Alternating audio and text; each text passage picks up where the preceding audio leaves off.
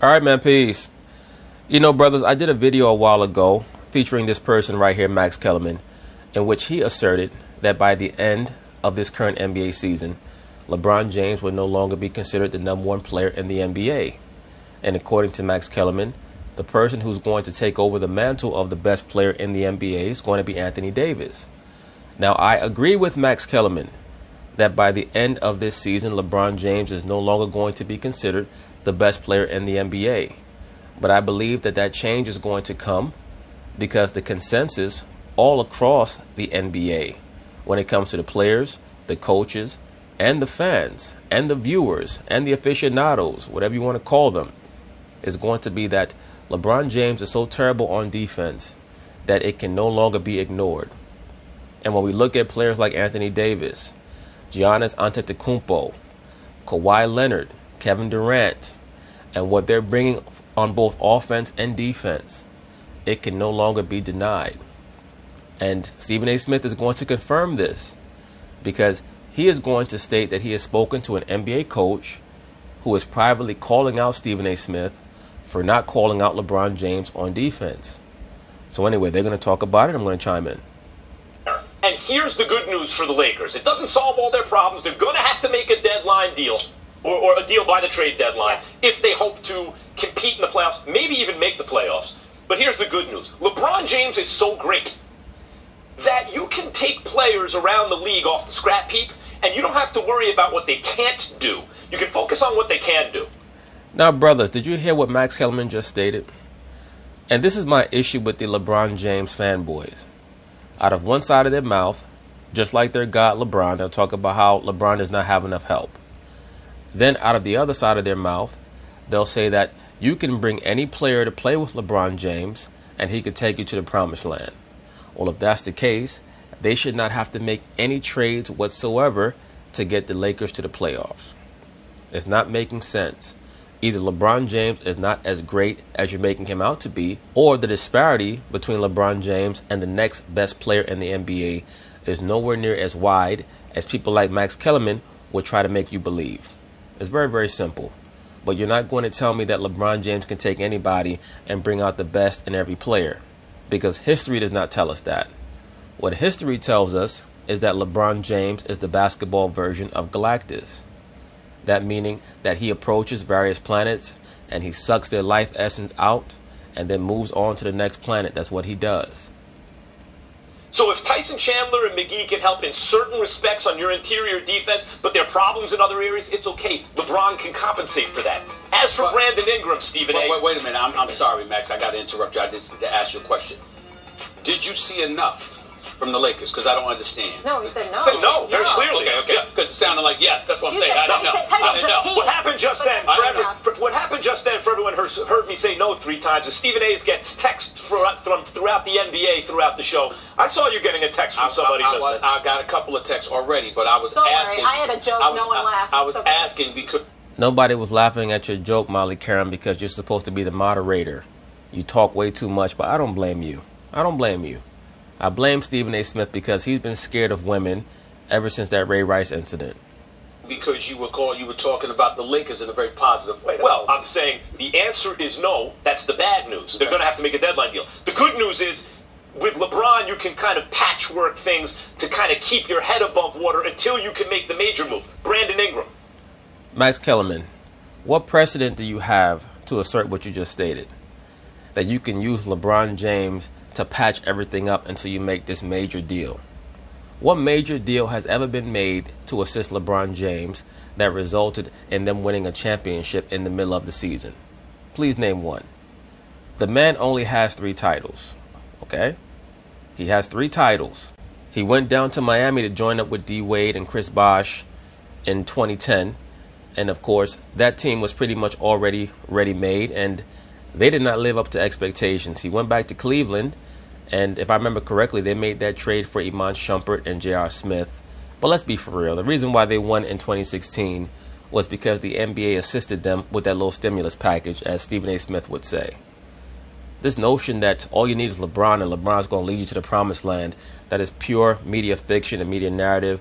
This notion that LeBron makes all his teammates better is pure media fiction. As a matter of fact, LeBron's teammates' stats always go down. Now, what LeBron James can do and will do, as long as he still has any level of physical presence, is he will assist you in making your team a contender and a threat. Because he is such a force, he is such a singular force on the basketball court.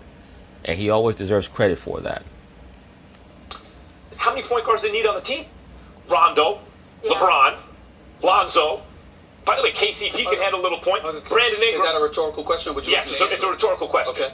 I don't think Ingram's going to be packaged, because you and I agree. Hart and Kuzma are the keepers right now. Even if their upside is more limited, they're already playing at like league average for their position, all things considered, and they're young. They can still get better.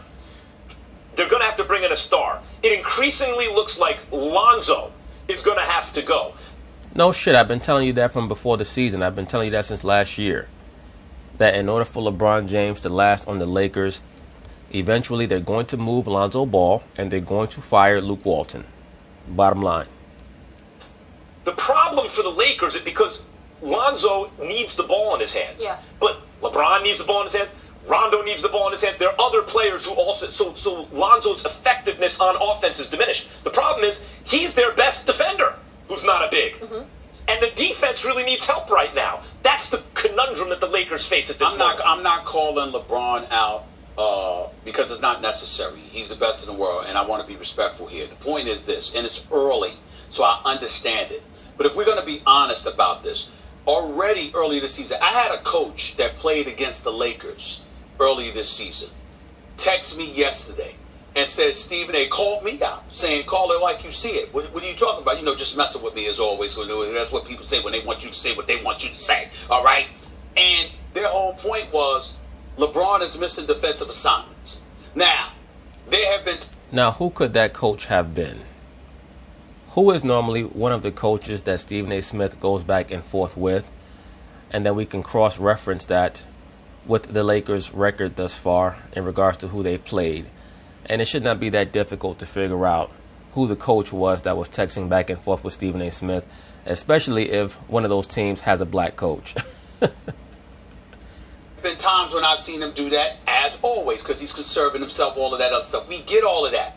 But if we're talking about the Los Angeles Lakers, at some point in time, have we gotten to the point where we're going to have to see not only what we've seen from Kawhi Leonard, but if we're given enough credit, what we have seen lately from Kevin Durant? One of the things that I've paid attention to in Kevin Durant over the last couple of years, since he's arrived at Golden State, one of the things that he's done, we know what he's a scoring machine or whatever, but what Kevin Durant has done, he goes out there from open and tap and accepts the toughest defensive assignment. I'm coming for you. Right, Stephen A. Smith, but for someone who always likes to brag about how much you understand the game of basketball, you make asinine statements far too often. It's very easy for Kevin Durant to say to the opposing team's best offensive player that I'm going to guard you when you know that you're playing right next to a couple of offensive forces that can each get 50. Now, the conundrum that LeBron James is in is that due to him having to play in the LeBron James system, it makes it very difficult for him to ever play alongside another offensive player that he can lean on and then say to himself, I'm going to take up the highest level defensive challenge tonight. And as of right now, his mindset is no longer even on that level of competitiveness. I don't even think that LeBron James could find that competitive focus, that defensive tenacity that he had 5 years ago anymore. To me, that guy is gone. But once again, because he plays in the LeBron James system, he really can't count on any other offensive players to take up the load on offense while he D's up. The last guy he had like that was Kyrie. Now, we know that he pretty much alienated Kyrie. When you're a Kevin Durant, you have Steph Curry there, you have Klay Thompson there. When you're a Kawhi Leonard, you're playing in a real system because you know how to play off the ball. LeBron James does not know how to do that. So in order for him to say, I'm going to guard the opposing team's best player and be me on offense, LeBron has to be 28 years old. And that LeBron is gone. So what I'm saying is that it may come down to us requiring that we see that from LeBron. Or it may come down to us understanding that we can no longer call LeBron James the best player in the NBA because we can no longer expect him to take on the opposing team's best offensive player and still give his team 28, 8, and 8. At some point. Too old.